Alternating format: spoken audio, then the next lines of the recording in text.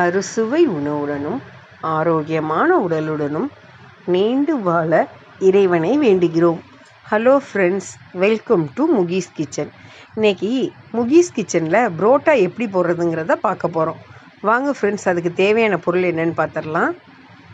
மைதா நான் 1 கிலோ எடுத்திருக்கேன். அதை நல்லா சலித்து சுத்தம் பண்ணி எடுத்து வச்சுருக்கேன். ஒரு கட்டி கூட இருக்கக்கூடாது. இப்போ நம்ம இதில் இதுக்கு தேவையான பொருளை சேர்த்துருவோம். இப்போ 1 ஸ்பூன் தூள் உப்பு எடுத்திருக்கேன். அதே மாதிரி 1 ஸ்பூன் சர்க்கரை எடுத்திருக்கேன்.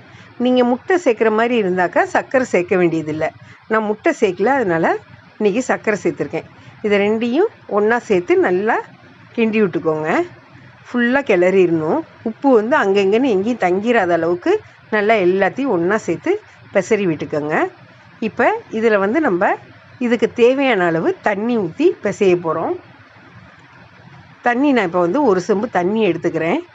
எடுத்துகிட்டு இதில் ஊற்றி நம்ம பிசைய போகிறோம். இப்போ பாருங்கள், உப்பு எல்லாத்தையும் ஒன்றா சேர்த்துட்டு இப்போ நான் இதில் தண்ணி சேர்க்க போகிறேன்.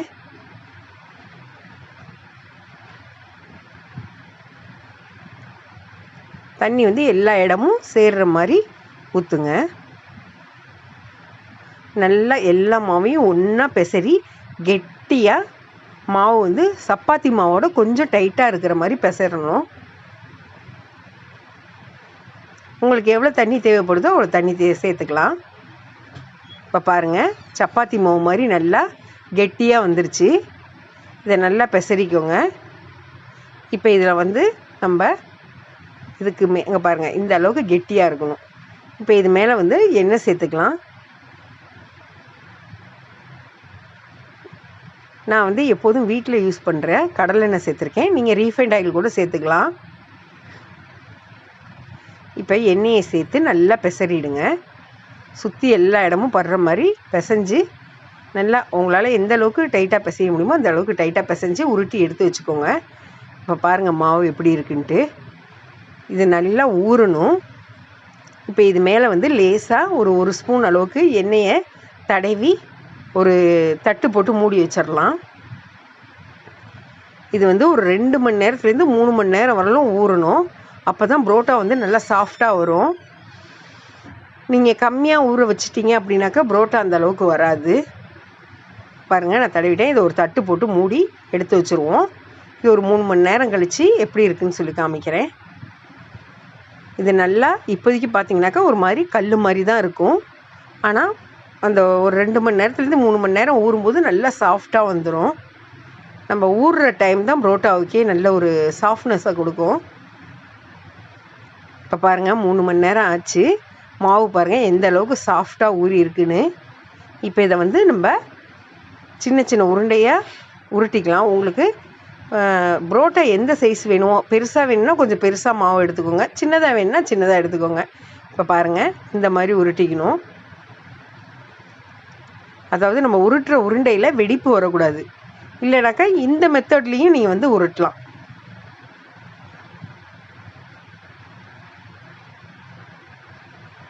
பாருங்க, இந்த மாதிரி உருட்டினீங்கன்னா இதுலேயும் வெடிப்பு வராது. புரோட்டா மாவு கொஞ்சம் இழுவையாக தான் இருக்கும். அப்போ தான் புரோட்டா நல்லா நமக்கு தேவையான அளவுக்கு ஃப்ளெக்சிபிளாக வரும். அதுக்காக தான் நம்ம இந்த மாதிரி இப்போ செய்கிறது. இப்போ எல்லாத்தையும் நான் உருண்டை போட்டுக்கிறேன். இப்போ உருட்டின உருண்டையை ஒரு கல்லில் வச்சு சப்பாத்தி மாதிரி தேய்ங்க. சில பேர் புரோட்டா வீசுவாங்க. ஆனால் நமக்கு அது சில பேருக்கு அது தெரியாது, புரோட்டா போடுறதுக்கு தெரியாது. அதனால் நம்ம சப்பாத்தி மாதிரி நல்லா அகலமாக பராத்தி விடணும். ரொம்ப மெலிசாக எல்லா இடமும் நல்லா ஃபுல்லாக விரித்து விட்டுருங்க. இங்கே பாருங்கள், இந்த மாதிரி விரித்து விட்டு அதில் நடுவில் 1 ஸ்பூன் எண்ணெய் ஊற்றி ஃபுல்லாக எல்லா இடமும் அப்ளை பண்ணுங்கள். இப்போ இதை நம்ம துணி கொசுவோம், அதாவது துணி மடிப்போம்ல, அந்த மாதிரி ஒரு சைடு தூக்கி இப்படி கொசுவோம் மாதிரி எடுங்க. இப்போ கீழே அழகாக சுற்றுங்க. நான் செய்கிற மாதிரியே இதை நல்லா எல்லா இடமும் ரவுண்டாக வர மாதிரி சுற்றி அடியில் அதை மடித்து விட்ருங்க. இப்போ இதை நீங்கள் கையிலையும் தட்டலாம். அப்படி இல்லைனாக்கா நீங்கள் சப்பாத்தி கட்டை இருக்குல்ல, அதை வச்சும் நீங்கள் தேய்க்கலாம்.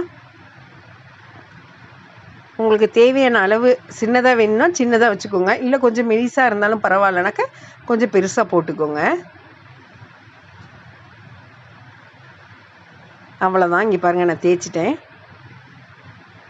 இப்போ நம்ம அடுப்பை பற்ற வச்சு தோசைக்கல் வச்சுருக்கேன்.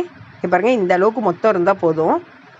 இப்போ தோசைக்கல் காஞ்சிருச்சு. இதில் வந்து ஒரு 2-3 ஸ்பூன் எண்ணெய் விட்டுக்கோங்க. நம்ம பிசைஞ்சப்பையோ இதுக்கோ எண்ணெய் அதிகமாக சேர்க்கல, ஆனால் புரோட்டா போட்டு எடுக்கும்போது மட்டும் எண்ணெய் அதிகமாக சேர்க்கணும்.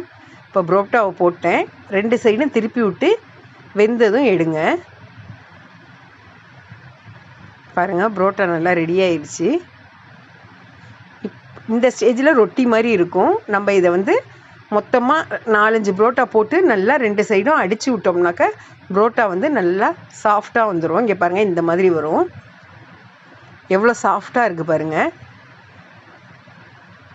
நான் இதில் முட்டையோ இல்லை வேறு எண்ணெயோ எதுவுமே சேர்க்கல, சர்க்கரை மட்டும்தான் சேர்த்தேன். ஆனால் இதுக்கே இது இந்த அளவுக்கு சாஃப்டாக இருக்குது. அவ்வளோதான் ஃப்ரெண்ட்ஸ், அட்டகாசமான சுவையில் பரோட்டா ரெடி ஆயிடுச்சு. இதை நீங்கள் வீட்டில் ட்ரை பண்ணி பார்த்துட்டு எப்படி இருக்குன்னு சொல்லி கமெண்ட் பாக்ஸில் கமெண்ட் பண்ணுங்கள். Okay friends, thank you for